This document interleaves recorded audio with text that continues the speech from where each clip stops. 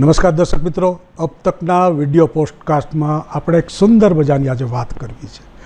તમારી, મારી અને સૌની સાથે એક સંકળાયેલા વિષય સાથેની ચર્ચા કરવી છે. આપણે રોડ ઉપર નીકળતા હોય ત્યારે આપણું વાહન લઈને નીકળતા હોય, નાનું મોટું ગમે તે વાહનો હોય, ક્યાંક ને ક્યાંક નીતિ નિયમો પણ એ વાહન ચલાવવાના હોય છે, લાયસન્સ પ્રથા હોય છે. આવી ઘણી બધી વાતો સાથે 140-45 કરોડનું ભારતનું પોપ્યુલેશન, અને આપણે વાતમાં કહેતા હોઈએ છીએ કે ભાઈ અત્યારે તો બધાના ઘરમાં એક વાહન છે. તો કેટલા વાહનો થયા?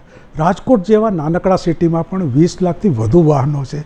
તો આટલા બધા વાહનો, એ રાજકોટ, પ્રગતિ સાથેનું રાજકોટ, એ ગુજરાત, એ ભારત. તો ક્યાંક ને ક્યાંક આરટીઓ સાથે સંકળાયેલા વિવિધ વિષયોની આજે આપણે ચર્ચા કરીશું, અને એના માટે એમના વરિષ્ઠ અધિકારી શ્રી ઇન્દ્રજીત ટાંક સાહેબ અને રાવલિયા સાહેબ સાથે આપણે ચર્ચા કરીશું. બંને અધિકારીનું સ્વાગત છે સાહેબ. ખાસ કરી સર્વપ્રથમ તો અમારે સાવ કોમન દર્શકોને પણ પ્રશ્ન થાય કે આરટીઓની સામાન્ય કામગીરી શું હોય છે?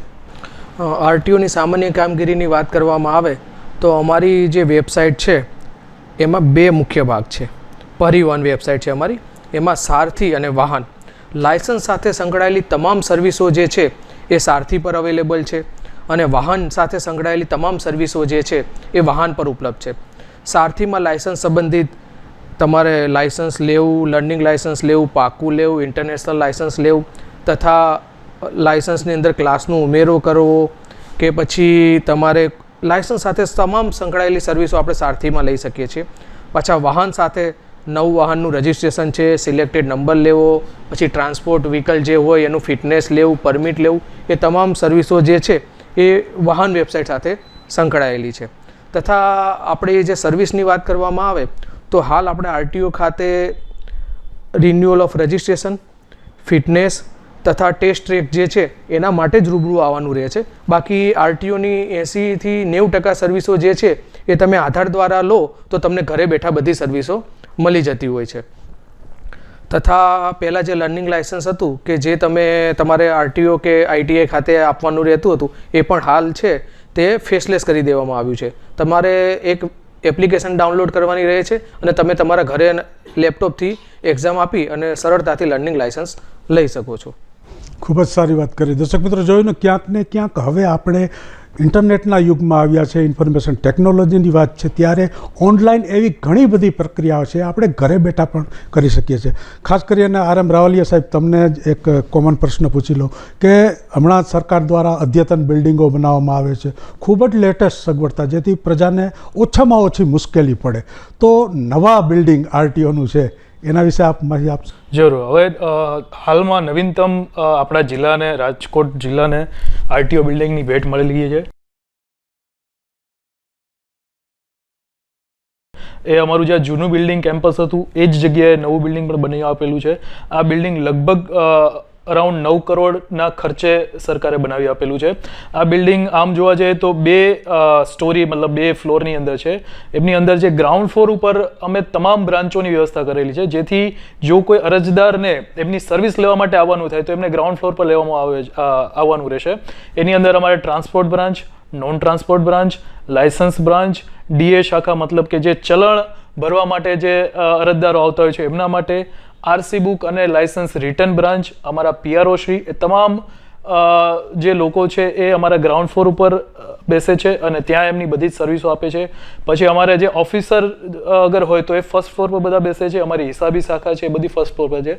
તથા અમારા નવા બિલ્ડિંગની અંદર નવીનતમ એઆઈ ટેકનોલોજીથી ટ્રેક બનાવવામાં આવ્યો છે, પાર્કિંગની વ્યવસ્થા છે. તમામ જે લોકોને જોઈતી જે સુવિધાઓ કચેરીની અંદર, એ તમામ નવીનતમ સુવિધાઓ આ નવી કચેરીમાં રહેલી છે. ખૂબ જ સુંદર વાત કરી રાવલિયા સાહેબે. ક્યાંક ને ક્યાંક અલગ અલગ પ્રકારની જે સુવિધાઓ છે એમાં પ્રજાને જેટલી સુગમતા પડે એને કારણે પણ ખૂબ જ સારી વસ્તુ છે, એ નિર્દેશ થતી હોય છે. ટાંક સાહેબ, હવે આપને એ પ્રશ્ન કરીશ. હમણાં છેલ્લા થોડા સમયથી આ એઆઈની ખૂબ જ ચર્ચા ચાલી રહી છે, ત્યારે ઘણા લોકો એમ કહે છે કે ભાઈ હવે આરટીઓમાં એઆઈ ટ્રેક આવી ગયા છે, હવે કશું જ ચાલશે નહીં, આ છે થોડોક ડર થઈ ગયો છે, આ છે. તો આ એઆઈ ટ્રેકની સામાન્ય સમજ શું હોઈ શકે, અને એને કારણે નાપાસ થવાની, પાસ થવાની, આમાં જે આનો રેશિયો છે એમાં ફેર પડે કે આમ આફ્ટર ઓલ જોઈએ તો આપણે જે પારદર્શિકાની વાત છે, જે ચોકસાઈની વાત છે, એ એઆઈ ટેકનિકથી જ આવી શકે. એટલે એ ક્યાંક ને ક્યાંક તો ખૂબ જ સુંદર પાસું છે, પણ એની સામાન્ય પબ્લિકની સમજ ટાંક સાહેબ આપશો? એઆઈ ટ્રેક વિશેની વાત કરવામાં આવે તો પહેલાં આપણે ટેસ્ટ જે છે એની પ્રોસિજર જાણીએ. પહેલાં એવું હતું કે મેન્યુઅલ ટેસ્ટ લેવામાં આવતા હતા, પછી મેન્યુઅલ ટેસ્ટ બંધ થયા અને પછી આપણે જે ટેસ્ટ ટ્રેક હતો એના ઉપર ટેસ્ટ લેવામાં આવતા હતા. હવે આપણે એક સ્ટેપ આગળ વધી અને એઆઈ ટેસ્ટ ટ્રેક ચાલુ કરેલ છે. એઆઈ ટેસ્ટ ટ્રેક વિશે જણાવવામાં આવે તો એમાં 17 કેમેરા હોય છે જે આપણી દરેક ક્ષણનું કે દરેક જે આપ કરી રહ્યા છો એનું નિરીક્ષણ કરે છે અને એના આધારે એ પાસ ફેલનો રિઝલ્ટ આપે છે. અને તમે ફેલ થાવ તો એ તમને જણાવે છે તમારા રિઝલ્ટમાં કે તમે કઈ જગ્યાએ કચાશ રહી ગઈ છે અને કઈ રીતે ફેલ થયા છે. હવે બીજું જણાવવામાં આવે કે જે જૂનો ટ્રેક હતો એના ડાયમેન્શન કરતાં આ ડાયમેન્શન મોટા છે. તથા આમાં જે નવું એડ કરવામાં આવ્યું છે કે તો સિગ્નલ, કે આપણે 4 વ્હીલરનો ટેસ્ટ આપો તમે તો પહેલાં સ્લોપ આવે, પછી આંઠડો આવે, પછી રિવર્સ આવે અને પછી પાર્કિંગ આવે. તો એ 4 જગ્યાએ સિગ્નલ આપેલા હોય છે એટલે તમારે ઊભું રહેવાનું હોય છે. પહેલાં રેડ હોય છે, પછી યલો હોય છે અને ગ્રીન સિગ્નલ થાય ત્યારબાદ જવા દેવાનું હોય છે. અને તમે ટેસ્ટ આપવા જાઓ ત્યારે સૌથી પહેલાં ત્યાં વિડીયો હોય છે. રજિસ્ટ્રેશન કર્યા બાદ તમારે ફરજિયાત વિડીયો જોવો જરૂરી છે. જો તમે વિડીયો જુઓ તો તમને 80% ખ્યાલ તો ત્યાં જ આવી જાય છે કે કઈ રીતે ટેસ્ટ આપવાનો. પરંતુ લોકો દ્વારા વિડીયો પૂરો જોવામાં આવતો નથી અને ઉતાવળ કરવામાં આવે છે તથા સિગ્નલને પણ સમજતા નથી, જેથી સિગ્નલ જમ્પિંગ કરી નાખે છે, જેથી ફેલ થવાનો રેશિયો હાલ વધારે છે. પરંતુ નવી સિસ્ટમ આવે એટલે થોડો સમય ટેવાતા લાગતો હોય છે કે પહેલાં આપણું 4 વ્હીલરનું રિઝલ્ટ છે જે 45%ની આજુબાજુ રહેતું હતું, હાલ આપણું 15 થી 20% 4 વ્હીલરનું રહે છે. પરંતુ સમય જતાં લોકો સારી રીતે વિડીયો જોશે અને સિગ્નલ જે છે એનું પાલન કરશે તો એ સરળતાથી રેશિયો વધી જશે. તથા 2 વ્હીલર તો પહેલાં પણ 70 થી 75% રિઝલ્ટ રહેતું હતું અને હાલ પણ એટલું જ રિઝલ્ટ રહે છે. અને તથા બીજું જણાવવાનું કે એઆઈ ટ્રેક વિશે કે એમાં 17 કેમેરા છે. પ્લસ એમાં કેવું છે, પહેલાં અમારું સર્વર ડાઉન થતું ને એ થતું તો જેથી ઘણીવાર બંધ રહેતું હતું. તથા પોલ બેઝ અને સેન્સર બેઝ હતું એટલે વરસાદને એમાં તકલીફ પડતું હતું. જ્યારે આની અંદર સેન્સરની જગ્યાએ કેમેરા છે એટલે એમાં બીજી કોઈ તકલીફ પડતું નથી. તથા પાવર બેકઅપ છે. તથા સર્વર અમારું ડાઉન હોય તો આ સિસ્ટમ છે તે 1-2 દિવસ પહેલાં બધું બેકઅપ લઈ લે છે, જેથી સર્વર ડાઉન હોય તો પણ સરળતાથી ટેસ્ટ આપી શકાય છે. ખૂબ જ સારી વાત કરી. જોઈને દર્શક મિત્રો, ક્યાંક ને ક્યાંક અબ તકનો આ સકારાત્મક પ્રયાસ છે. જીવન મરણ વચ્ચેના પ્રશ્નની લાયસન્સની વાત છે. વાહન ચલાવવું, કેવી રીતે ચલાવવું, કેટલી ટ્રાફિકના નિયમો સાથે ચલાવવું, એ ક્યાંક ને ક્યાંક આરટીઓની આ સિસ્ટમ સાથે સંકળાયેલું છે. એટલા માટે પણ એક નાગરિક તરીકે આપણે સંપૂર્ણ ટેકો આપવો એ આપણી નૈતિક ફરજ છે અને આટલા માટે જ અવેરનેસના કાર્યક્રમો આરટીઓ કરે છે. સાથોસાથ ઘણી બધી એવી બાબતો છે, જેમ સાહેબે વાત કરી કે ભાઈ પહેલાં તમને વિડીયો બતાવવામાં આવે છે. જો એ વિડીયો આપણે વ્યવસ્થિત જોઈ લે તો ક્યાંય ને ક્યાંય મુશ્કેલી પડતી નથી. હવે ખાસ કરી અને રાવલિયા સાહેબ, હવે તમને એક પ્રશ્ન પૂછીશ કે અહીંના લાયસન્સની તો આપણે ભારતની વાત કરી, પણ આંતરરાષ્ટ્રીય લાયસન્સ ઘણા વિશ્વમાં એવા દેશો છે કે ભારતનું લાયસન્સ ત્યાં ચાલે છે, એને પ્રક્રિયામાંથી પસાર નથી થવું પડતું. તો આ બાબતે શું છે? હવે આજે અત્યારે જે આપણે લાયસન્સ ઇસ્યુ કરીએ છીએ એ ઓલ ઓવર ભારતની અંદર વેલિડ છે. રાજકોટનું લાયસન્સથી તમે ઓલ ઓવર ભારતમાં ક્યાંય પણ ચલાવી શકો છો, એ વેલિડ છે. હવે સમયની માંગ અને વધતા જતા સમયના લીધે હવે લોકો બહાર એમના કામથી કે ફરવાથી બી જતા હોય, એટલે સરકારશ્રીએ વિદેશ મંત્રાલય સાથે સંગઠનમાં રહી અને એક વ્યવસ્થા ઊભી કરી કે એક ઇન્ટરનેશનલ લાયસન્સ હોવું જોઈએ. આપણે જે તે કચેરી, જે પ્રાદેશિક કચેરી, મતલબ આપણે રાજકોટ છે તો રાજકોટ ઇન્ટરનેશનલ લાયસન્સ આપી શકે. એ મદદથી આપ એમની વેલિડિટી છે 1 વર્ષની હોય છે. આ બીજા પણ કોઈ દેશમાં જઈ અને આપનું વાહન એ લાયસન્સના આધારે આપ ચલાવી શકો છો. હવે આ લેવા માટે બેઝિક પ્રોસેસમાં અગર વાત કરીએ તો સૌથી બેઝિક એમની જરૂરિયાત છે આપણી પાસે અહીંનું વેલિડ લાયસન્સ હોવું જરૂરી છે. એ સૌથી બેઝિક જરૂરિયાત છે. રાજકોટમાંથી તમે લો તો આપણી પાસે આરટીઓ રાજકોટનું 2 વ્હીલ 4 વ્હીલનું બેઝિક લાયસન્સ હોવું જરૂરી છે. આપની પાસે વિઝા હોવા જરૂરી છે, ટિકિટ છે અને પાસપોર્ટ છે. આ તમામ વ્યવસ્થા અને આધાર કાર્ડ, આટલી બધી આ બધા ડોક્યુમેન્ટ જરૂરી છે. આમની જે એપ્લિકેશન છે, અમારી જે સાઇટ છે પરિવહન.gov.in, એના પર આઈડીપી, ઇન્ટરનેશનલ ડ્રાઇવિંગ પરમિટ એમનું નામ છે, આઈડીપીની એપ્લિકેશન તમે કરી શકો છો. આધાર લિંક સાથે અગર તમે આ એપ્લિકેશન કરશો તો આ એપ્લિકેશન ફેસલેસ છે, એટલે આપે ત્યાં આવવાની જરૂર પણ નથી. એ ત્યાંથી આપને લાયસન્સ અમે અપ્રૂવ કરી દઈએ અને આપને આ લાયસન્સ મળી શકે. એ આ લાયસન્સના આધારે આપ વિશ્વમાં બધી જગ્યાએ ડ્રાઇવિંગ કરી શકશો. મોટાભાગની અમારી એવી આશા હોય છે કે તમે જો આધાર ફેસલેસ સુવિધાનો જો ઉપયોગ કરો તો આપનો સમય અને શક્તિ બચી શકે અને આપનો આ રીતે આપને સર્વિસ મળી શકે. એ ઇન્ટરનેશનલ લાઇસન્સની વાતની સાથે જ આ એક અનુસાંગિક પ્રશ્ન છે કે રાજકોટની અંદર વિદેશોમાં તો હું પણ ઘણી જગ્યાએ ગયો છું ને દર્શક મિત્રો આપને પણ ખબર પડે ત્યાં ચોક્કસ નામથી દાખલા તરીકે એ VR તો એ V ઉપર એનું નામ આવે, R ઉપર એનું પિત્તન, એવી રીતે નંબર આપતા. પણ અહીં ભારતની અંદર રાજકોટનું તો એકવાર મને યાદ છે કે આખા ભારતમાં સૌથી જાજામાં જાજુ કલેક્શન RTOએ કર્યું હતું. તો પસંદગીના નંબરો છે એ બહુ એક સૌરાષ્ટ્રનો જબરદસ્ત ક્રેઝ છે અને આફ્ટર ઓલ સરકારને આવક પણ થાય છે. તો આ લાયસન્સની સાથે સાથે એક એનો પણ આપ થોડો જવાબ આપશો. પસંદગીના નંબરોની જો વાત કરીએ તો એ અમારું ફેન્સી નંબર પોર્ટલ કરીને છે, અમારી સાઇટ પર જ છે ફેન્સી નંબર પોર્ટલ. એની અંદર કે રાજકોટની જે કંઈ લોકો છે એ હંમેશા નંબર માટે, સિલેક્ટેડ નંબર માટે હંમેશા ઉત્સુક રહ્યા છે કમ્પેરેટિવ ટુ ઓલ ઓવર ગુજરાતની કોઈ પણ પબ્લિક કરતાં. તો સરકારે એક એવી વ્યવસ્થા કરી છે કે કોઈ પણ સિલેક્ટેડ નંબર છે, માનો કે 11 નંબર છે, તો એ જ્યારે સિરીઝ ઓપન થાય ત્યારે બહુ બધા લોકોને એ લેવાની ઈચ્છા હોય છે. એટલે સરકારે સૌથી પહેલાં એ કર્યું છે કે નંબરના પાર્ટીશન પાડ્યા છે, સિલ્વર, ગોલ્ડન, સિલ્વર અને જનરલ નંબર. આ 3 કેટેગરીમાં અમને નંબરને અલગ અલગ કર્યા છે. જ્યારે સિલ્વર અને ગોલ્ડન નંબર છે એ નંબર માત્ર ને માત્ર આપ ઓપ્શનથી જ લઈ શકો છો. જ્યારે જનરલ નંબર છે એ તમે ફી ભરીને એમાં ઓપ્શનની રાહ જોવાની તમારે જરૂર નથી. તમે ગમે ત્યારે જ્યારે આપ વ્હીકલ લો ત્યારે તમે બુક કરી શકો છો. હવે ઓપ્શનની અગર વાત કરીએ તો ઓપ્શન અમારા દ્વારા ત્યાં ઓપ્શન ઓપન કરવામાં આવે છે અને અમે એમને જાહેર ખબરોમાં, જાહેર પત્રોમાં એમની જાહેરાત આપીએ છીએ. એ સમયે ઓનલાઈન ઓપ્શન ચાલુ થાય છે. હવે આ ઓપ્શન ટોટલી ઓનલાઈન છે, એમાં કોઈ જ જાતની ઓફલાઈન વ્યવસ્થા છે નહીં.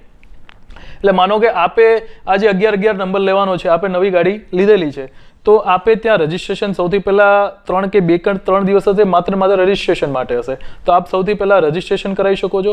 પછીના જે દિવસો હશે એ બિડિંગના દિવસો હશે.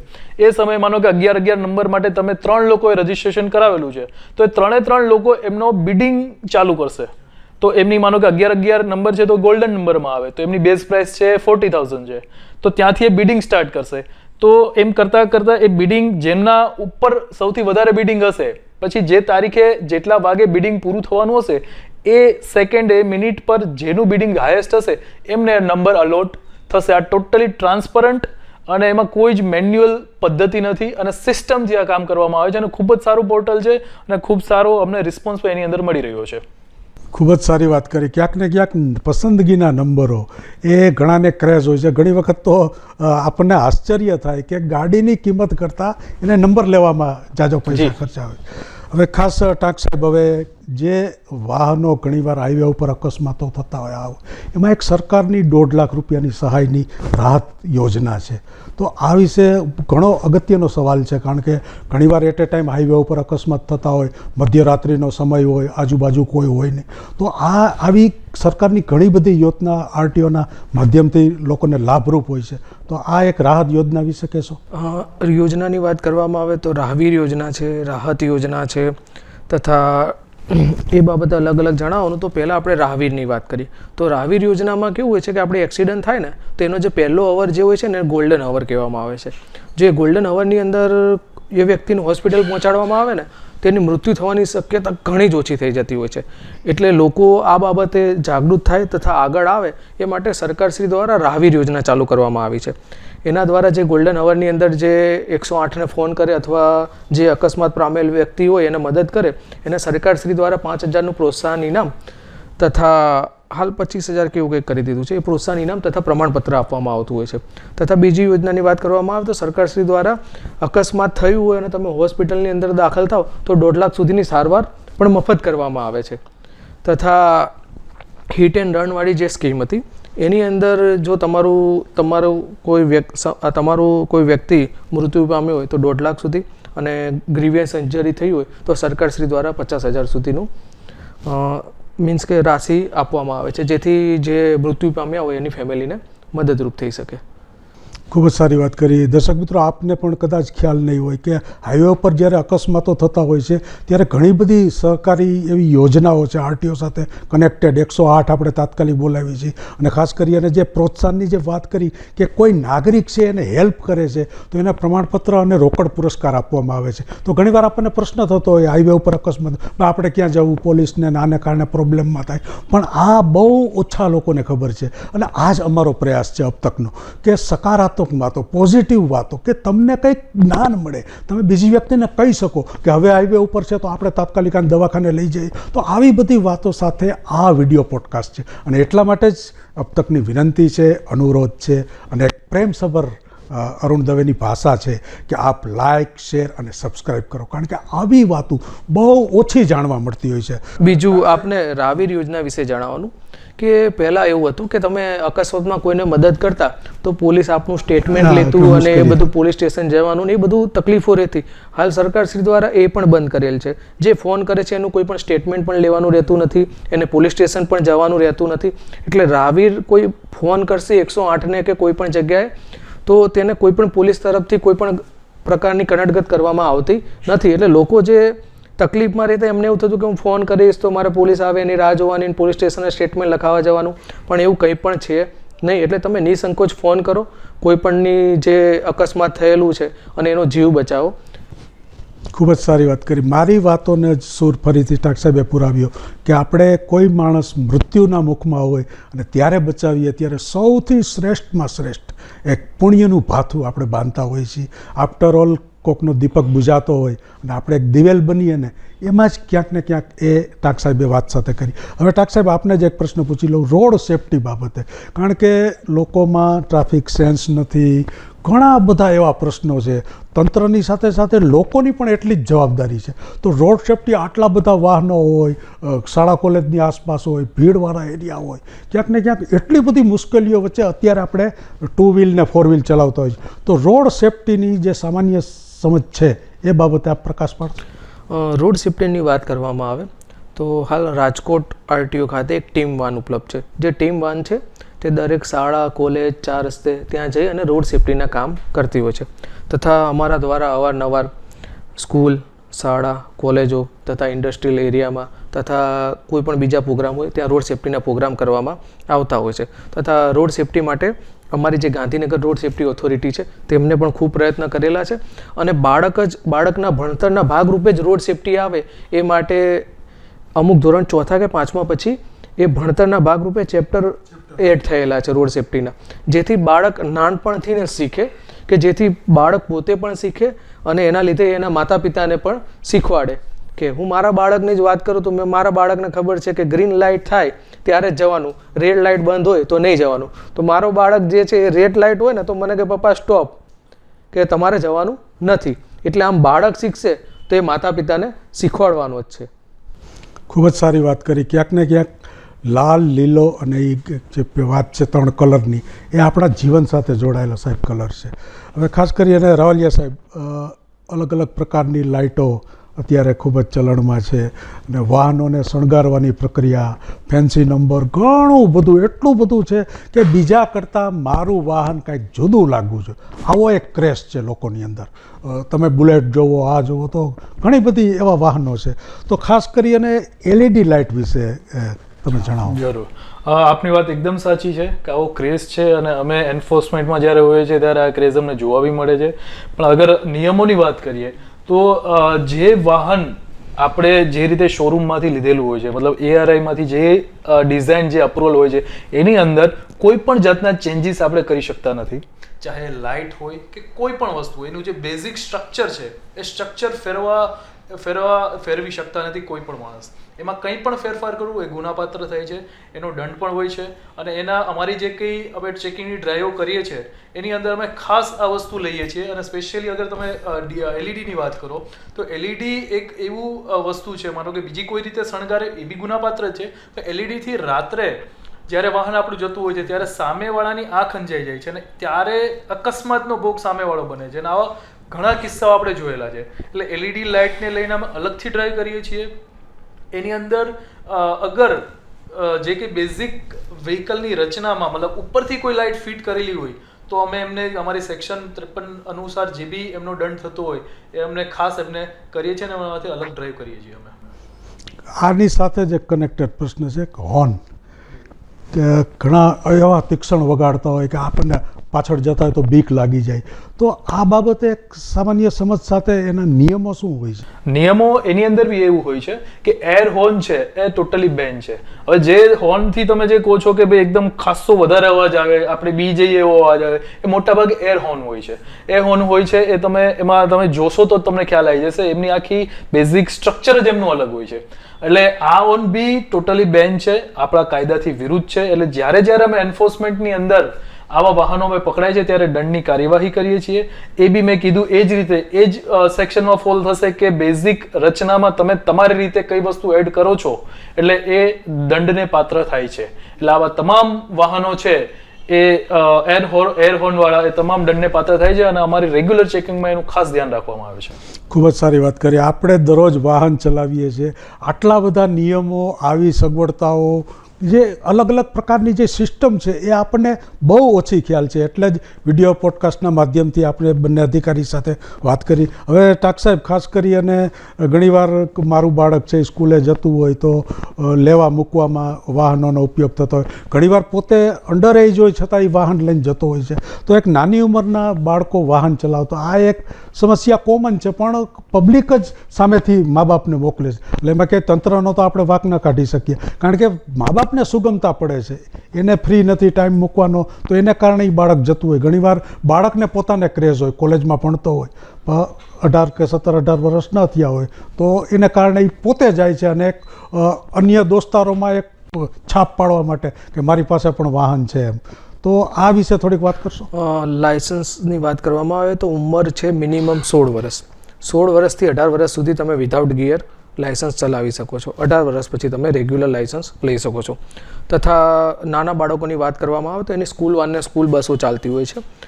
સ્કૂલ વાનની અંદર એને સ્કૂલ પરમિટ લે તો 12 વર્ષ કરતાં ઓછા વર્ષના બાળકો હોય તો સિટિંગ કેપેસિટી કરતાં ડબલ બેસાડી શકે. એટલે 5 સિટિંગ કેપેસિટી હોય તો 10 બાળકો બેસાડી શકે 12 વર્ષથી નાના.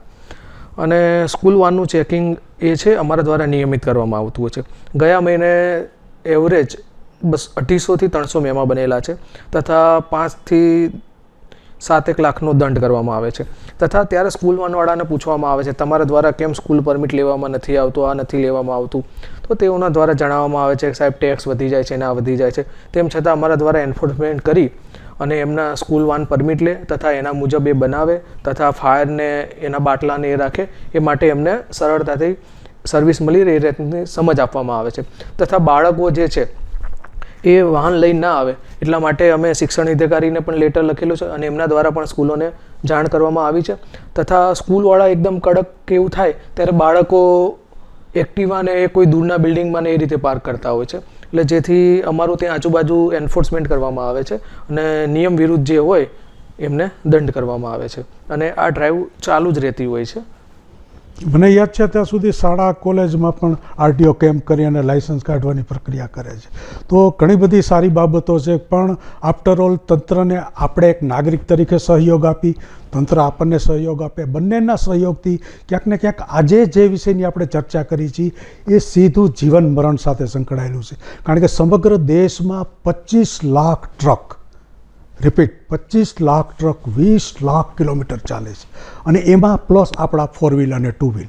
તો આ બધા વચ્ચે વર્ષે 1-2 લાખ જેવા દરરોજના 352 લોકોના મૃત્યુ થાય છે. તો ક્યાંક ને ક્યાંક એ પોતાની વાહન ચાલકની ભૂલને કારણે થતા હોય, ઘણીવાર બીજા અન્ય કારણો થતા હોય, પણ સૌથી અગત્યની બાબત છે ટ્રાફિક સેન્સની સર. કારણ કે જ્યાં સુધી પ્રજાનો સહયોગ ન મળે ત્યાં લગી કોઈ પણ સફળ થઈ ન શકે. એટલા માટે હું ખાસ અબ તકની વિનંતી છે કે તમે ટ્રાફિકના તમામ નિયમો પાળો.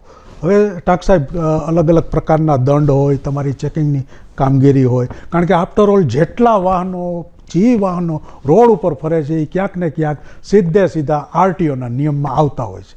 પોલીસ તમારા સપોર્ટિંગમાં કામ કરતું હોય છે. એનામાં લખવામાં આવે છે કે આરટીઓના એક્ટ મુજબ મુંબઈ મોટર વ્હીકલ નિયમ 1947 એવું પણ બોર્ડ મારવા બસની અંદર ને એની. તો દંડ અને ચેકિંગની કામગીરી કેવી રીતની હોય છે સમગ્ર વર્ષ દરમિયાન? અમારું જે એક ચેક પોઈન્ટ છે ત્યાં અમારી જે ટીમ હોય છે એ 24 કલાક કાર્યરત હોય છે. તથા અમારા સ્પેશિયલ ચેકિંગના ઓર્ડર કરવામાં આવતા હોય છે કે જે સિટી વિસ્તાર તથા ગ્રામ્ય વિસ્તાર તથા જ્યાં જરૂરિયાત જણાય તે રીતે ટીમ ચેકિંગ કરતી હોય છે. આપણે એવરેજ વાત કરવામાં આવે તો આરટીઓ રાજકોટ દ્વારા એવરેજ 2000 થી 2500 મેમાં એક મહિનાની અંદર બનતા હોય છે. અને અમારું જે મુખ્ય ફોકસ હોય છે તે હેવી જે વાહનો હોય છે એના ઉપર હોય છે કે overload, over dimension, without tax એવા વ્હીકલ ઉપર હોય છે જે સરકારને રેવન્યુ કરી આપતા હોય છે અને નિયમ વિરુદ્ધ હોય છે. તથા રોડ સેફ્ટીની વાત કરવામાં આવે તો ટ્રકની અંદર જે છે કે RUPD, SUPD હોય, પછી LED લાઇટ છે, પછી રેડિયમ છે, કે જેથી આ બધું દંડ એટલા માટે ફટકારવામાં આવે કે આ નિયમ મુજબ ગાડી કે ટ્રક ચાલે તો અકસ્માત થવાની શક્યતાઓ ઘટી જતી હોય છે. તથા ઓવર સ્પીડ તથા લેન ડ્રાઇવિંગ, રોંગ લેનમાં ગાડીઓ ચલાવતા હોય હેવીવાળા, તેઓના પણ આશરે 200-300 મેમાં હોય છે. એટલે આ રીતે એવરેજ અમારા 2000 થી 2500 મેમાં મંથની અંદર બનતા હોય છે. સતત ચેકિંગ સાહેબ થતું હોય ત્યારે ખાસ કરીને એક સમસ્યા બ્લેક ફિલ્મોની છે, તો આ વિશે થોડીક દર્શકોને વાત કહીશું. બ્લેક ફિલ્મની સરકાર એટલે સુપ્રીમ કોર્ટ દ્વારા ચુકાદો આપવામાં આવેલ છે કે કોઈ પણ પ્રકારનું તમે કોઈ પણ પ્રકારની ફિલ્મ લગાવી શકો નહીં. લોકો એવું કહેતા હોય છે 30% ફિલ્મ છે, 50% ફિલ્મ છે, 70%, એવી તમારા જે કાર્ડ છે એ પૂરેપૂરા ટ્રાન્સપરન્ટ લેવા જોઈએ. અને એક પણ 30%, 50% એ કોઈ પણ પ્રકારની ફિલ્મ સરકાર માન્ય છે નહીં. અને બ્લેક ફિલ્મવાળા દેખાતા હોય તો અમારા દ્વારા એના અંતર્ગત જે પણ આવે તે મુજબ દંડ કરવામાં આવે છે અને બ્લેક ફિલ્મ ઉતારી નાખવામાં આવે છે. બીજી એક સાહેબ વાત છે કે મારી પાસે વાહન છે ને 15-20 વર્ષ થઈ ગયા તો રીપાસિંગ એક આખી એક યોજના છે અને ફરજિયાતી કરાવવું પડે છે. તમે રોડ ઉપર જેમ PUC છે તો કમ્પલસરી, કારણ કે ગ્લોબલ વોર્મિંગને કારણે, પ્રદૂષણને કારણે ક્યાંક ને ક્યાંક RTO સાથે આ વિષય પણ સંકળાઈ ગયો છે, તો એ બાબતે થોડીક વાત કરશો. જો નોન ટ્રાન્સપોર્ટ વાહનની વાત કરવામાં આવે તો એમની વેલિડિટી 15 વર્ષની હોય છે. કે આપણે નવું 2 વ્હીલર ને 4 વ્હીલર લઈએ તો એનું 15 વર્ષની વેલિડિટી આવતી હોય છે. 15 વર્ષ પતી જાય પછી એને RRF કરવાનું છે, રિન્યુઅલ ઓફ રજિસ્ટ્રેશન. એની અંદર એનું બધી ભૌતિક ચકાસણી કરી અને એને 5 વર્ષ સુધીનું એક્સટેન્શન આપવામાં આવતું હોય છે.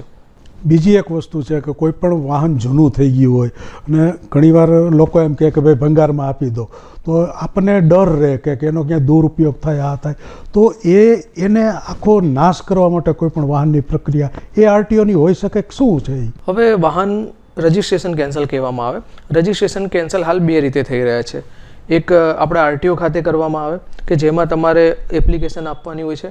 અમે વાહનની મુલાકાત લઈ અને ચેસિસ એન્જિનના ટુકડા લઈ લેતા હોય છે અને લોકલ ભંગારવાળાને આપી દેતા હોય છે. હવે એમાં પણ સરકાર ડિજિટલ લાવેલું છે, મીન્સ કે RVSM, registered vehicle scrap centre. હવે ત્યાં તમે એપ્લિકેશન કરી અને તમે તમારું વાહન જમા કરાવડાવો તો એ તમને એક સર્ટિફિકેટ આપતા હોય છે, સર્ટિફિકેટ ઓફ ડિપોઝિટ. એ તમે એનો ઉપયોગ કરો તો તમને ટેક્સમાં તથા સરકારના જે પણ હોય છે તે તમે નવું વ્હીકલ ખરીદો તેમાં ટેક્સમાં પણ રાહત આપવામાં આવે છે. એટલે વધુ વ્હીકલ તમે રજિસ્ટર્ડ વ્હીકલ જે RVSF કહેવાય ત્યાં રજિસ્ટર કરાવો તો તમને અલગ અલગ લાભ સરકારના ટેક્સમાં લાભ મળતા હોય છે. નવું વ્હીકલ લો ત્યારે એની કોઈ ચોક્કસ ફી ભરવાની હોય? ફી નથી ભરવાની. તમને RVSF વાળા તમારા જે વ્હીકલ હોય એની કિંમત નક્કી કરી અને તમને પૈસા આપતા હોય છે. અને સરકાર શ્રી દ્વારા સર્ટિફિકેટ ઓફ ડિપોઝિટ કે જે તમે નવા વ્હીકલ લો ત્યારે તે ઉપયોગ કરી શકો છો અને ટેક્સમાં રાહત મળે છે. બંને અધિકારીઓ સાથે આપણે ટાંક સાહેબ, રાવલિયા સાહેબ સાથે ઘણી બધી વાત કરી. ક્યાંક ને ક્યાંક આપણને ઘણી વસ્તુ ખબર પણ નહોતી અને એ અબ તકના માધ્યમથી જાણવા મળી. એટલા માટે હું વિનંતી કરીશ કે આપ શેર કરો, સબસ્ક્રાઈબ કરો, લાઈક કરો, અન્યોને જાણ કરો. કારણ કે પોઝિટિવ વાત, જે સમાજની સકારાત્મક વાત છે, ક્યાંક ને ક્યાંક આપણા આજે RTOની વાત છે તો આપણા જીવનભરણ સાથેની વાત વળાયેલી છે. તો આવી બધી ઘણી બધી વાતો સાથે આપણે અલગ અલગ પ્રકારે આપણે ચર્ચા કરતા હોઈએ છીએ. અંતમાં રાવલિયા સાહેબ હું તમને પૂછીશ કે ખાસ કરી અને કોઈ પણ માણસ છે એને જ્યારે પોતાના સંતાન માટે લાયસન્સ કઢાવવું છે તો સર્વપ્રથમ ઓનલાઈનની પ્રક્રિયાથી એના આઠડો સાહેબે હમણાં ટાંક સાહેબે વાત કરી કે હવે મોટા ટ્રેક કરી લીધા છે એટલે હવે આઠડો કરવામાં મુશ્કેલી નહીં પડે, એટલું તો ચોક્કસ છે. અને 75% લોકો પાસ થઈ જાય છે. તો બધાને એક સંદેશ આપવાની વાત હોય તો પ્રજાજોગ કે ભાઈ કે મારું સંતાન છે તો મારી નૈતિક ફરજ છે મારા સંતાનનું લાયસન્સ કઢાવી લેવું છે. તો એ પ્રજાજોગ સંદેશ અબ તકને આપવો હોય તો આપ કહેશો? 100%. હવે અત્યારે જેટલા બી બાળકો 16 વર્ષથી ઉપરના છે, જેમ સાહેબે જણાવ્યું એ રીતે 16 વર્ષથી ઉપરના ગેરલેસ લાયસન્સ લઈ શકે છે. હવે આ જે જમાનામાં જેમ આજે તો ઘર દીઠ 2 વાહનો 3 વાહનો એકદમ કોમન થઈ ગયા છે. આટલા વાહનોના લીધે રસ્તાઓમાં ઘણા બધા ટ્રાફિકના પ્રશ્નો થાય છે, એ આપણે જોઈએ છીએ. ઘણા બધા અકસ્માતો થાય છે. એટલે આના લીધે તમામ પેરેન્ટ્સને અમારી એક નમ્ર અનુરોધ છે કે આપના બાળક જ્યારે 18 વર્ષના થાય અને જો એ વ્હીકલ ચલાવતા હોય તો ખાસ કરીને એમનું લાયસન્સ લઈ લેવું, કારણ કે એનાથી કેવું છે, એક લાયસન્સ એટલે તમને એક રોડ પર વાહન ચલાવવાનો એક પરવાનો મળે છે, એનાથી તમે જે કંઈ એક અપ્રુવલ મળે છે, જેથી તમે બીજા કોઈ લીગલ પ્રોબ્લેમની અંદર નહીં આવો. અને બીજી વસ્તુ એ છે કે એમની અગર પ્રોસિજરની અગર વાત કરો તો લર્નિંગ લાયસન્સ લેવાનું હોય છે. સૌથી પહેલાં એ અમારે લર્નિંગ લાયસન્સ 3 જગ્યા અત્યારે ઉપલબ્ધ છે. આપ ઓનલાઈન બી લઈ શકો છો, ITIમાં બી લઈ શકો છો, RTOમાં બી લઈ શકો છો. આ 3 જગ્યાએમાંથી તમને જે બી સ્યુટેબલ હોય ત્યાં આપ અપ્લાય કરી અને આપ લર્નિંગ લાયસન્સ લઈ શકો છો. એમના 30 દિવસ પછી આપ જે રીતે વાત થઈ એ રીતે AI અત્યારે ટ્રેક છે, એમાં ટેસ્ટ આપી અને આપ લાયસન્સ લઈ શકો છો. પ્રોસેસ બધી જ ઓનલાઈન ઉપલબ્ધ છે. પ્રોસેસની અંદર કોઈ જ એટલું બધું કોઈ મથામણ છે નહીં, અને છતાં બી હોય તો RTO ઓફિસ છે, અમારા મેલ છે, અમારા કોન્ટેક્ટ નંબર છે, આપ કોન્ટેક્ટ કરી શકો છો. આપના કોઈ પણ મૂંઝવણ હશે અમે 100% સોલ્વ કરશું. પણ આપને વહેલી તકે આપના બાળકો જો વાહન યુઝ કરતા હોય તો લાયસન્સ લેવું આપણા બધા માટે ખૂબ જ સારી વસ્તુ છે. જોઈ લો દર્શક મિત્રો, ક્યાંક ને ક્યાંક એક મા બાપની પ્રથમ ફરજ છે કે સંતાનને લાયસન્સ અપાવી દેવું, મેળવી લેવું. RTOના રાવલિયા સાહેબે પ્રજાજોગ સંદેશમાં ખૂબ જ સારી વાત કરી. ટાંક સાહેબ ખાસ કરી અને વાહન ચાલકો માટે, મા બાપની વાત થઈ ગઈ, વાહન ચાલકો ખાસ કરીને ઓવર સ્પીડમાં ચલાવતા હોય, ઘણા બધા એવા પ્રશ્નો હોય, તો વાહન ચાલકો માટે એના લાઈફ માટે આપણે અત્યારે જે સૂચન કરીએ છીએ એના લાઈફ માટે છે, વ્યક્તિગત પોતાને માટે છે. અન્યોને તો એ નુકસાન પહોંચાડે છે પણ પોતે પણ નુકસાનમાં એ આવી જતો હોય છે. તો એ વાહન ચાલકો માટેનો શોર્ટ સંદેશ. વાહન ચાલકોને જણાવવાનું થાય કે આપ ટ્રાફિકના નિયમોનું પાલન કરો, સિગ્નલનું પાલન કરો, જ્યાં ફ્રી લેફ્ટ આપેલો છે એ જગ્યા ખાલી રાખો, જેથી લોકો સરળતાથી જઈ શકે. આમાં હું એક વસ્તુ એડ કરવા માંગીશ કે જ્યારે અમે ચેકિંગમાં હોઈએ છીએ ત્યારે પબ્લિક તરફથી અમને અલગ નજરોએ અથવા અલગ દ્રષ્ટિકોણથી જોવામાં આવે છે. એ જે એન્ફોર્સમેન્ટને છે એ રેવન્યુના કન્સર્નમાં લે છે કે ભાઈ સરકારમાં આટલી રેવન્યુ જમા થઈ. પણ અમારો તથા સરકારશ્રીનો હંમેશા એક જ ઉદ્દેશ્ય રહ્યો છે કે તમે બધા જે કંઈ આપણા ટ્રાફિકના નિયમોનું પાલન કરો. બાકી આ જે ચેકિંગ કરી અને જે કંઈ 500 5000 જે કંઈ મેમો છે એથી સરકાર નથી ચાલતી. મતલબ એ જે રેવન્યુ સરકાર માટે મહત્વનું નથી, મહત્વનું તમારી જિંદગી છે, તમારી લાઈફ છે, તમારા બાળકોની લાઈફ છે.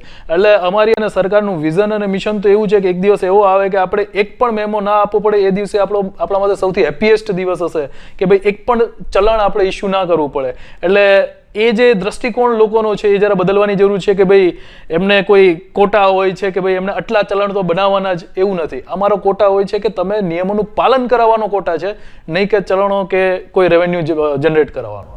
ખૂબ જ સારી વાત કરી. ક્યાંક ને ક્યાંક રાવલિયા સાહેબની વાત સાથે આપણે સમજવું પડશે કે એ જ્યારે ચેકિંગ થતું હોય ત્યારે લોકોના ભલા માટે ચેકિંગ થાય છે.